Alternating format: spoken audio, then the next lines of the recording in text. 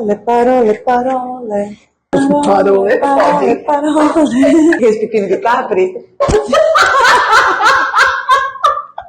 Mari trouxe um tema polêmico. Polêmico, mas gostoso, né? De discutir. Adoro. Eu vou começar contando uma história. Não sei se vocês já ouviram falar disso, mas existe um restaurante que nunca existiu, e eu explico por quê, que chegou ao topo dos restaurantes de Londres sem nunca ter existido. Você sabia dessa história? Essa história é maravilhosa. Um britânico resolveu... Essa história é assustadoramente maravilhosa. Exatamente, assustadoramente, porque a gente vê o poder das redes sociais, né? Eu diria que até mais assustador agora com a chegada da inteligência artificial aí, né? Mas não é nem com base nisso que essa história é assustadora. Mas um britânico, ele criou um restaurante do zero, um conceito de restaurante, um restaurante mesmo, com fotos dos pratos, fotos da ambientação, e nada mais era do que o fundo do quintal dele. Não existia restaurante. Ele criou ali ele sabia fazer foto muito bem, né? Tanto é que a gente coloca aqui no vídeo, tem uma foto que eu acho excelente, que é de um prato que ele está tirando a foto, e nos bastidores dessa foto mostra que o que está segurando o ovo no prato é um pé. Tem um tornozelo aqui, assim, então... A gente consegue colocar o link da matéria? Consegue. Link da matéria, fotos, a gente vai colocar isso para vocês. Esse cara criou esse restaurante, que na verdade nunca existiu um restaurante de fato. As pessoas nunca foram nesse lugar porque ele não existia. Então ele criou ali um restaurante imaginário, mas ele só não contou para as pessoas que o restaurante não existia. E por conta desse burburinho de reviews na internet, essa coisa de tipo o TripAdvisor, o Google, que eles têm os reviews, as pessoas que vão, elas falam do lugar. As pessoas queriam mostrar que tinham ido a um restaurante que estava ali subindo no ranking. Então, as pessoas, mesmo sem ir, falavam, não, é maravilhoso, ambientação, uma coisa rústica, comida excelente, e faziam reviews de um lugar que elas nunca tinham ido. E isso foi fazendo com que esse restaurante fosse subindo no ranking. Tipo um ranking, ranking de uma revista de viagens, né? Mas de fato, teve no TripAdvisor, né? Teve esse... Também, eu acho que ele existiu de fato. Sim. Ele chegou a fazer parte também, não só do TripAdvisor, mas de uma publicação famosa de turismo na Inglaterra. Isso para mostrar quão poderosa hoje em dia é a avaliação feita por uma pessoa qualquer, né? A gente está falando hoje da morte do crítico de gastronomia, o que a gente conhecia como crítico, né, lá na década de 80, 90. A gente vai falar um pouco de Guia Michelin e tudo mais, mas aqui no Brasil, acho que um dos grandes nomes é Josimar Melo, né, que sempre escreveu para jornal, né, Nina Horta, que é uma cronista de gastronomia, que já falecida, infelizmente, mas hoje em dia, essas pessoas, se você perguntar para a geração jovem que está aí, eles não fazem a menor ideia do que seja um crítico de gastronomia na figura dessas pessoas. Jamais. Né? Hoje é a influencer, né? Hoje é todo mundo na rede social. Todo mundo se tornou crítico gastronômico. Todo mundo entende de comida, todo mundo tem a capacidade e conhecimento, capacidade técnica ainda, hein? De criticar de forma negativa, de julgar. Então, assim, e as pessoas, eu não sei o que é mais assustador, Mari. As pessoas se sentirem capazes de se colocarem nesse Olimpo dos críticos, né? Exato. Ou se são os espectadores, se são as outras, quem está do lado de lá, dá credibilidade. Que coloca essa pessoa num pedestal. Exato, porque se elas existem, e são milhares, não são poucas, não. São views, são likes, engajamento, a gente está falando de engajamento, a gente está falando, de contas que tem mais de 1 milhão de seguidores. E quando você vai ver o tipo de análise que eles fazem, desculpa, a gente que é do meio, cara, eu acho que é uma esquete de humor ali, eu acho que a pessoa não está falando sério.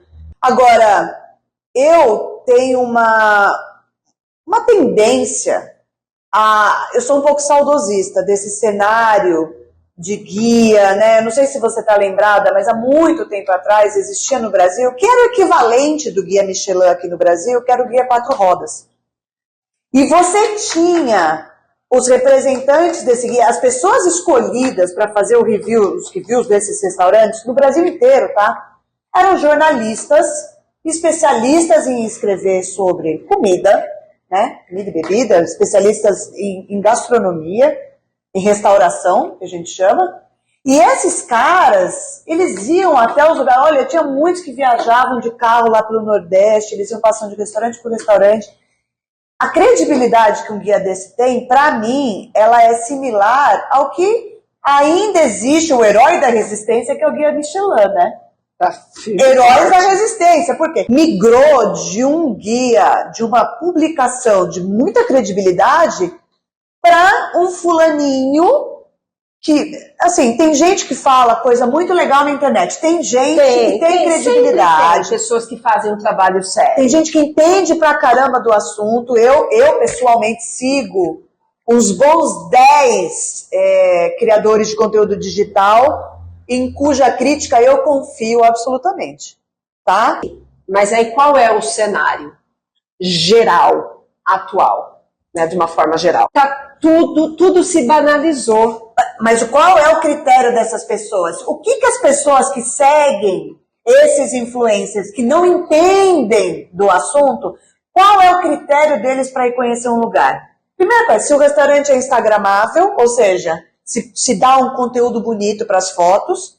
Segundo, se o prato é instagramável, o que eu mais vejo é venha conhecer o maior parmegiana da região.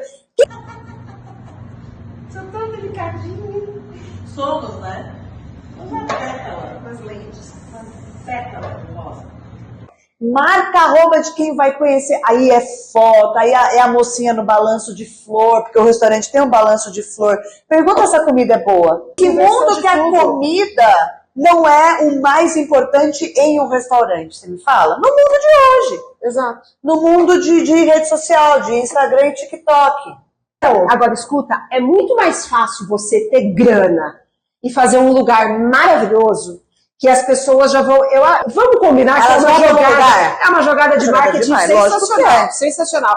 É muito mais fácil você ter grana para você investir na estrutura do que você ter um profissional capacitado para treinar toda aquela brigada. Você pagar aquele profissional para, de fato, entregar uma comida de verdade. Assim, algo minimamente decente. Porque eu não estou falando nem de grandes pratos. Ai, não, a sobremesa que mais tiram foto naquele lugar desgraçado lá, que eu me recuso a falar. O negócio é um picolé industrializado, diga-se de passagem, enfiado no ramequã, socado, onde sai tudo pra fora, mela o exterior do ramequã, o negócio chama vulcão de não sei o que, e as pessoas, nossa, ó, bárbaro, melhor sobremesa de São Paulo, mas que puta que me pariu! Aí, mas o que dá clique? O que dá like? O que dá engajamento? Porra do picolé socado no vulcão de chocolate hidrogenado. Acho que eu estou exaltada. Eu tô alterada. O tema me deixa alterada. E aí a gente não tem noção que a gente está comendo nesses lugares, cara. Existe o movimento do slow food, né? Já existe há um bom tempo. Eu lembro, a gente já conversou sobre isso. É que eu acho que ele foi também engolido por essa tendência insuportável da instantaneidade, talvez eu possa dizer assim. As pessoas... Modismo, cara. Modismo, mas as pessoas, elas... É tudo muito rápido e elas se atraem pelo visual. De repente começar aí a criar um certo movimento, se é que é possível, se é que existe salvação. Dar uns passinhos para trás. Sabe? E parar de valorizar, supervalorizar esse tipo de restaurante, esse tipo de situação que tá longe de ser, não passa de comida industrializada, é fast food. Sim. Esses lugares, eles têm dia e tem hora para acabar. Lugares assim não têm vida longa. Para pensar, você que conhece, muito mais restaurante do que eu. Que enquanto eu trabalhava em restaurante, ela visitava restaurantes. Nos meus 10 anos trabalhando em restaurante, bicho. Olha, uma coisa que eu invisto meu dinheiro é comida e viagem. E gastava comigo também, não posso reclamar. Por favor, né? Esses modismos, essa coisa superficial, essa comida industrializada, esse fast food de luxo.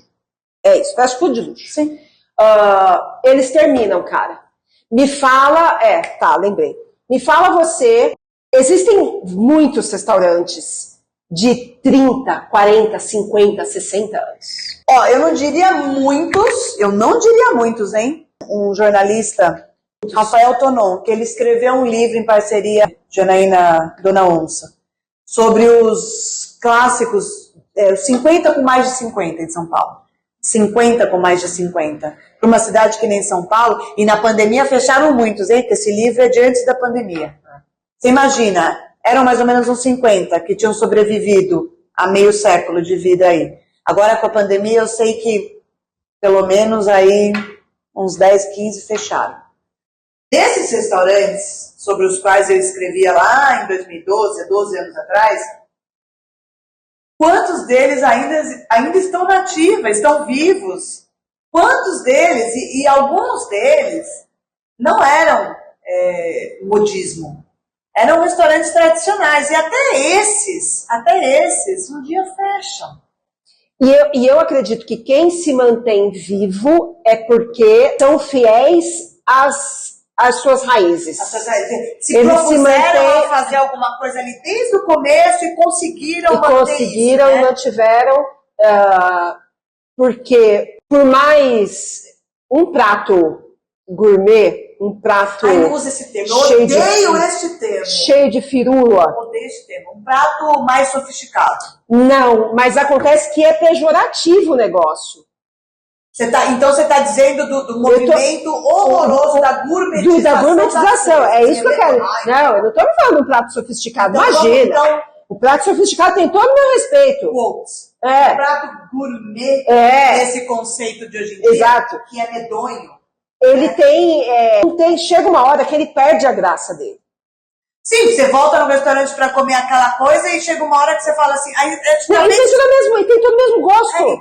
Olha, se tem uma das coisas que eu mais odeio na minha vida é comer mal e pagar por isso. E comer mal uma comida que alguém fez para você na casa dela, eu jamais julgaria um negócio desse. Jamais. Agora, se eu tô pagando, se eu tô indo no lugar comer e eu vou comer mal e ainda por cima pagar por uma comida ruim, olha, para mim é a morte. Eu acho que o grande apelo aqui, Mari, é voltar, a gente tentar voltar um pouco às origens. A gente tentar fazer um trabalho de respeito à boa comida e valorizar a comida de verdade. Sim. As tradições, isso é cultura, gente. Tradições. Tradição a gente falou muito aqui de comida cultura. Italiana, mas, gente, o que tem de comida regional, excelente. Não, comida brasileira, pelo amor de Deus. A farofa do Losc. Nossa, aqui, ó.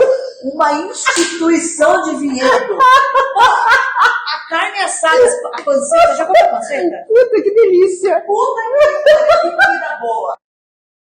Tanta piada que tem no nosso texto. Porque a gente é bem humorada. Ai, muito. Meu marido que o diga. Nossa, super. Chega.